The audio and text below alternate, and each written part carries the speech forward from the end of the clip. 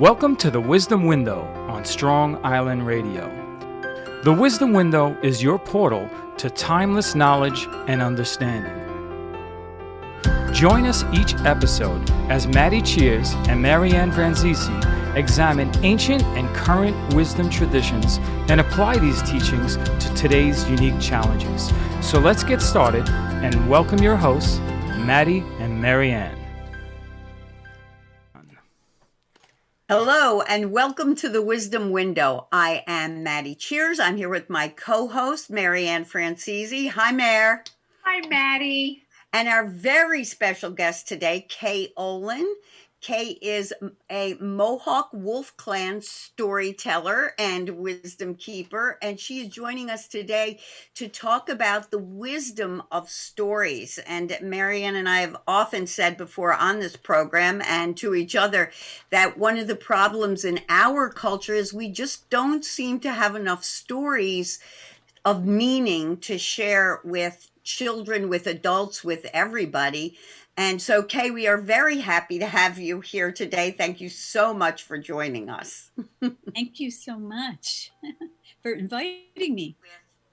So, I guess our basic question is to you, what is so important and so valuable about the oral tradition, about telling stories person to person? And do you have any thoughts on how we can introduce that into our current culture? There are so many reasons for us to tell stories. In our storytelling tradition, one important thing, maybe the most important thing, is that in order to make it happen, we all have to come together. We have to come together either physically or in these days, maybe with the help of technology, but we have to make that time to share something. And just the act of sharing something in common, sharing an experience, brings us together emotionally as well as, if physically, if we're able to do that. And when we do that, when we come together and share an experience, that opens the door to conversation. And that conversation might have to do with the stories, or it may have to do with something completely different than that. All because what happens is that door is open to whatever it is that we need to express. And in the process of doing that, then we have one more thing in common, and if we add up all of the times that we have something in common, that we've read maybe the same book or heard the same lecture or heard the same story or played the same sports game, that's something that that will help us relate with one another.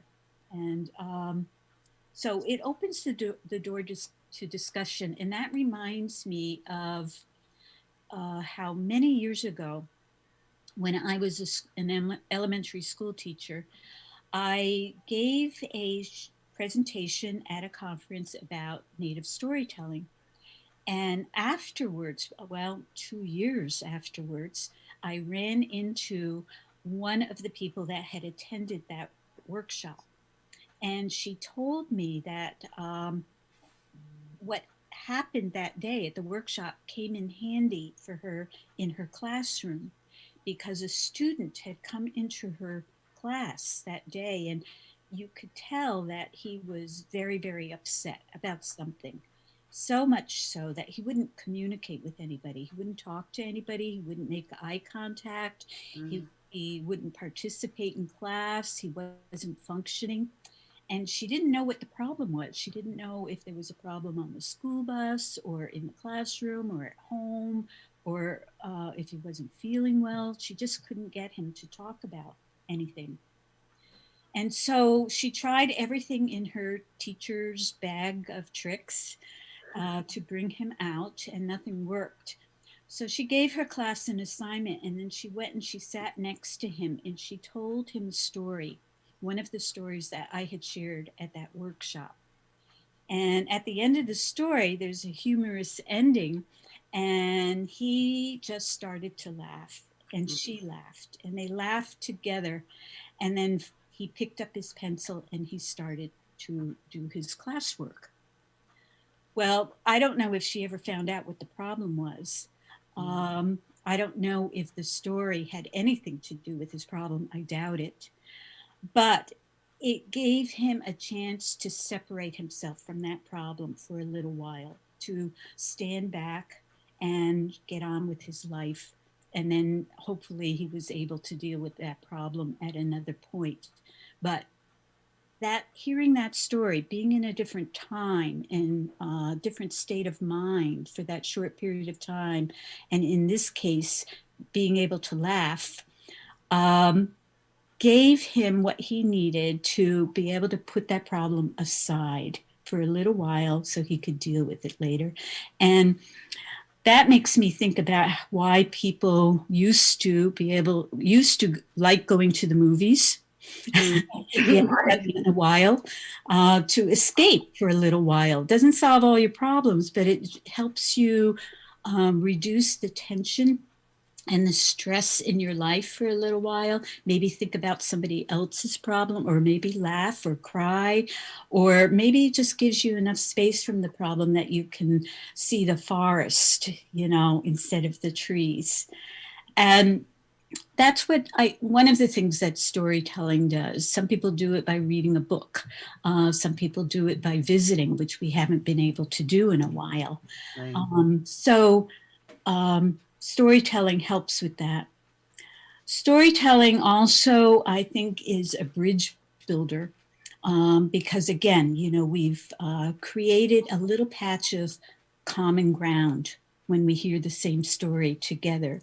And so we can allude to maybe what happened in that story. Not always, but sometimes. It helps us to, as Native people, to dispel stereotypes that people might have about us through the storytelling. A lot of people don't realize that humor is very important in our culture. They see us as stoic and very serious. And in actuality, humor is very important to us. It helps us to remember history. It helps us to remember who we are and from where we have come. So it strengthens our personal identity. It helps us to connect with one another, or feel a connection with one another and with the natural world, with the world around us, because we're thinking about something separate from us or bigger than us, or maybe looking at the world from a different point of view. It can be an emotional outlet. And storytelling in our culture isn't just telling stories that have been passed down from generation to generation through the oral tradition. It also includes new stories, personal stories. And so our story bag is still growing because we're adding to it all of the time. So those are some of the things that I think of when I think about the power of storytelling. Well, I could tell you, Kay, this morning I put on your CD, and that's how the story goes, which is a beautiful series of stories, as I was doing some cooking. And as I'm listening to it, I start to sink more into the rhythm of your voice, the messages of the story. My whole approach to the way I was chopping my celery became very different. And it occurred to me that there is a certain technology in this storytelling that is activates something that felt very grounded and focused and calming. So I just am curious about your take through the years of that kind of wisdom of the different tones of different storytellers, the way they tell the story, and the impact on the listener. Well, when I first started storytelling, people would tell me about how traditionally, if a child misbehaved, rather than scolding the child or punishing the child, one of the techniques that was used was to tell the child a story. In which maybe the character or characters in the story were engaging in the same kind of behavior, maybe not. And so it was kind of like Aesop's fables, a story with a teaching hidden in there, not just for children, for adults too, because we need reminders. Yeah. Yeah. Oh, yeah. Yeah. And so many times a story would be told because in that way it might correct the child's behavior, because the child would hear what happened with this character in the story and what they did or didn't do without the child losing face, without the child losing a sense of pride. And so storytelling is one of the ways to correct behavior. And also, storytelling is a way of entertaining. Just like if you were preparing your food this morning and you decided to play your favorite music, that might also set a very positive mood for you, which is wonderful because we're told traditionally that when you're preparing food, you should do so with a good mind. Yes, not with right. anger, not with stress, because that will go into the food that you serve to your family and friends. And so it sounds like you were taken into another place and exactly. Transported. And a big piece of it was the tone of your voice. There's a frequency, I guess we all have in our voices and our rhythms. And it holds a lot of impact on whoever we happen to be speaking with. So it really drew attention to that for me in a way that felt very honoring of just our ability to speak and how we speak and how we use our tone. It becomes a song, sort of. And it depends on the storyteller, and each storyteller is hopefully telling the story from their heart. Yes. Yes. And as a result, when you listen to different storytellers, I might listen to the same story told by different storytellers, and it may not be told in exactly the same way or with exactly the same words or even with the same tempo. Because each person has a different personality. And so that doesn't make one way right or one way wrong. Again, I'm reminded of a teacher at a conference years ago who talked about having her students in her class. And at the end of the year, when she had to say goodbye for the summer, it was very emotional, and as it is for many teachers, to let that group of students go, and then they were going to be dealing with somebody else the following year. And of course, you would get your own class. Well, this person, this teacher, was talking about having this one particular student in her class who was very, very quiet, reserved, and she never felt as though she was able to reach that student the way she would like to. She tried everything but couldn't. And she was very concerned about this student going into the class of another teacher who she didn't think was going to be able to work with that student the way she did. And then the following year, she found out that was true. That second teacher wasn't working with her student the way she did. She was working with her in a different way, and that child blossomed. Wow. And because we all have different learning styles, we all relate to people differently. One teacher wasn't necessarily better than the other. It's just that we relate differently to different people. And so that student wasn't able to relate to the first teacher in the same way that she related to the second teacher. And isn't it wonderful that she had that chance to have Right. another kind of teaching style in her life? And the same thing with storytelling. The storytellers all have different styles. And one person might relate better to the way I tell a story, but somebody else might relate better to the way another storyteller tells that story. And then many of our stories have have teachings or values hidden in the story, because storytelling is also a way in which we can transmit values from one generation to another. And that's where having the opportunity for discussion afterwards is so important, because you might get something completely different out of that story than somebody else. But if we have the chance to talk about it, then we get double the amount of information from that story. And I think that's so important when we're looking at how to reach each other today.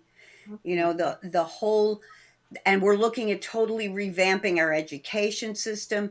The kinds of things you just found out from those teachers are the kinds of things we should be looking at if we really want to reach students and young people.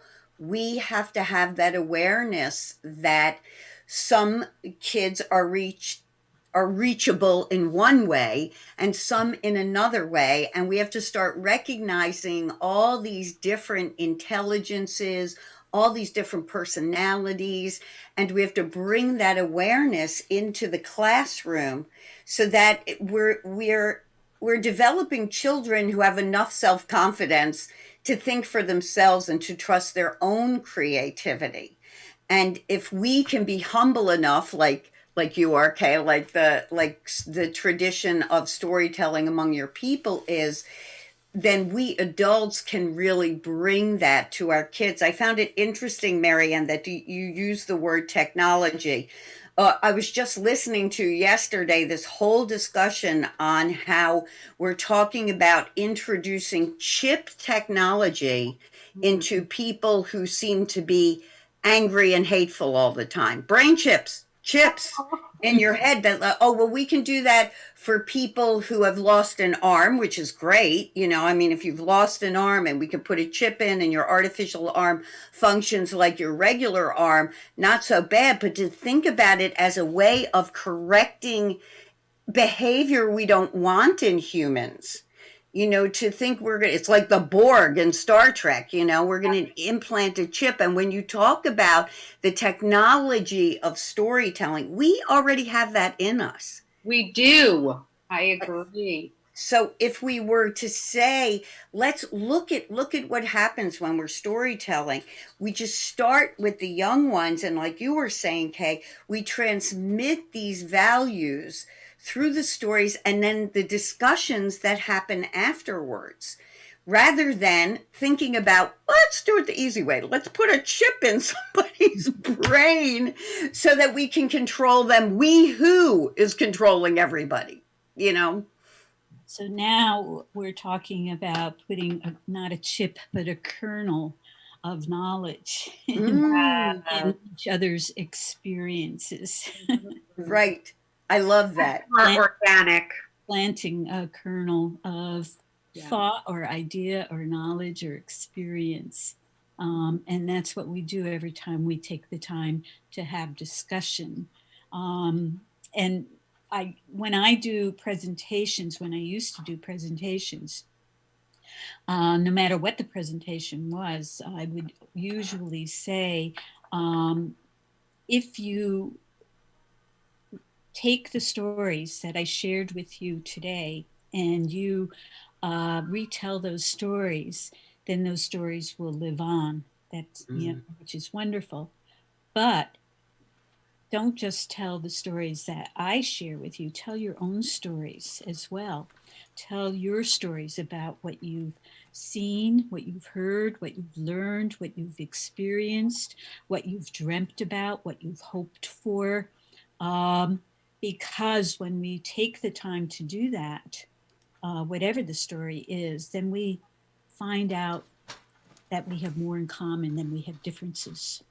Exactly. And I think that is the intrinsic value of storytelling that is most important, is this connection that we can make with each other, and especially when we take the time to have that discussion. And there is when we're acknowledging somebody who's telling us their story, that validation is so important to a human being. It's just, my dad used to say this, by the way, is my parents' birthday. They were born on the same day, and in the same hospital in Brooklyn, 2 years apart. How wild is that? It's also Pi Day, the eternal Right. circle. Wow. I know, which my father being a rocket scientist, how amazing is that? It is. There's something very mystical about it, Maddi. Right. So when I think about telling his stories, because he never got to write them down, and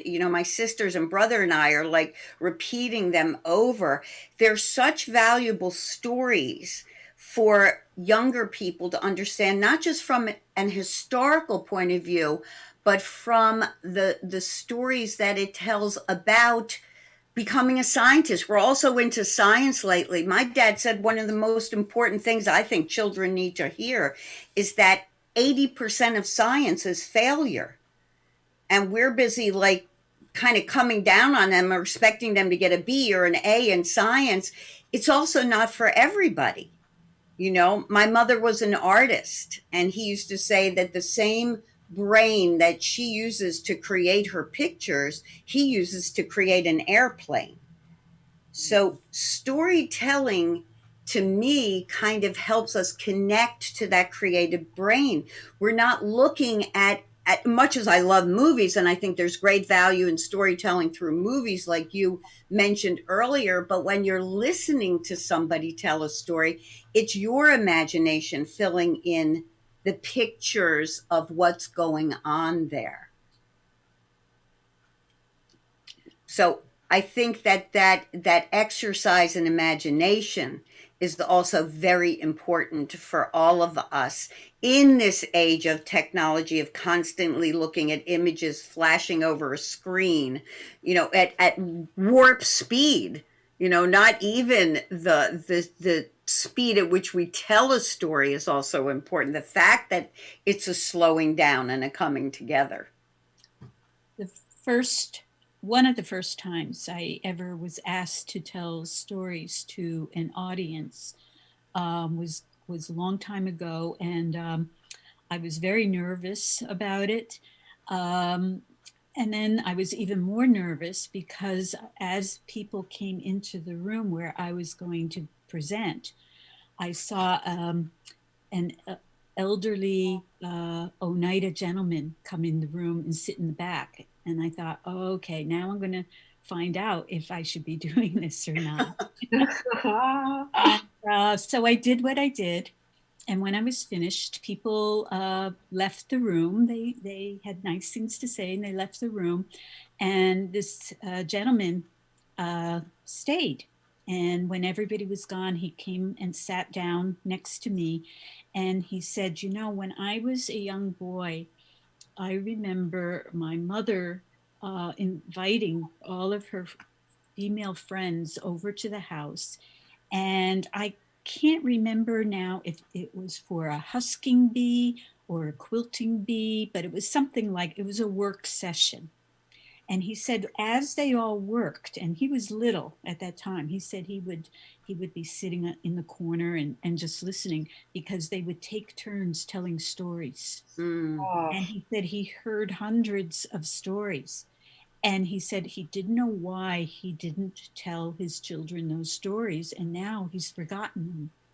And he said, I remember one story, and I'm going to tell it to you now. And when the next group of people come into the room, you're going to tell that story. And if you get stuck, I'll be sitting right here. I'll help you with it. Oh. And so I hope you'll continue telling this story. And so then I realized, okay, I guess it's okay what I'm doing. And I met a couple of his family members years later, and I made sure that I sat down with them and told them the story that he told me, so that Oh, at least that one story would continue in his family. And there's so many people these days who regret not having sat down with their grandmothers and grandfathers and aunts and uncles and parents and siblings to hear the stories, their personal stories, right. their family stories.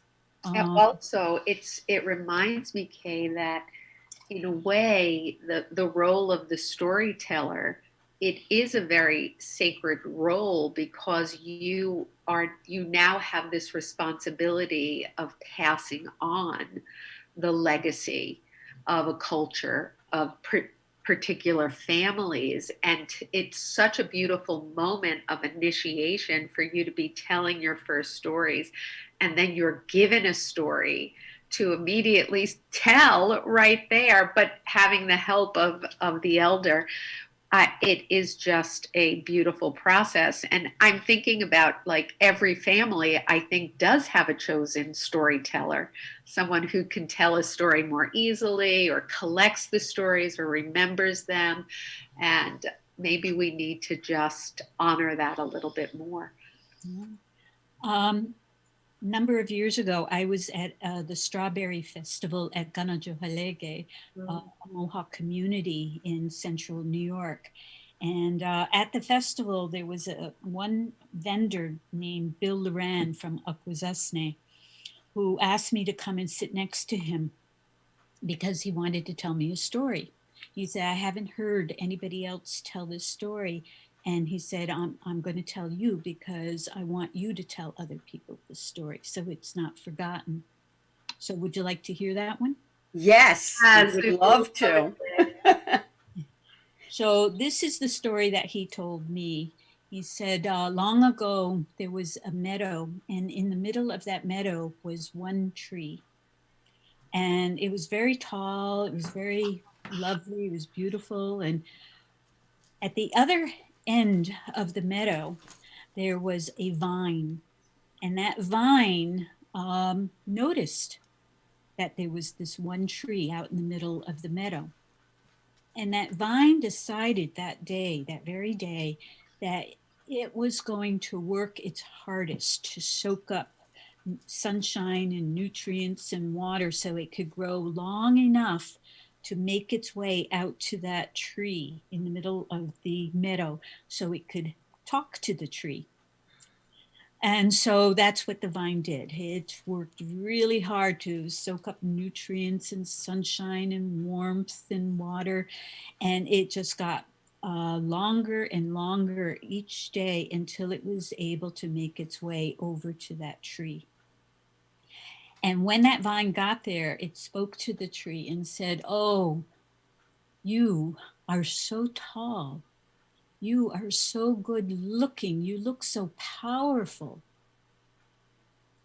And then he waited, but the tree said nothing. And so then the vine said, I wish I knew what it was like to be as tall as you, so close to the sky, so close to the warmth of the sun. And the tree said nothing. And then the vine said, if you let me climb up your trunk and work my way through your branches until I get to the top of your crown, then I'll know what it's like to feel the energy from the sun and the warmth from the sun and to be able to see the world from a different vantage point. And again, the tree said nothing. And the vine said, well, if you let me do that, if you let me climb up your trunk and work my way through your branches and reach your crown, I'll hug you. I'll hug you and I'll keep you warm. And then the tree spoke. And the tree said, well, I think that's all right. I think you can do that. I'll give you permission. And so that's what the vine did. It made its way around the trunk and out into the branches and through the twigs and the foliage until it reached the crown, the very top of the crown of that tree. And there it just soaked up that warmth and energy from the sun.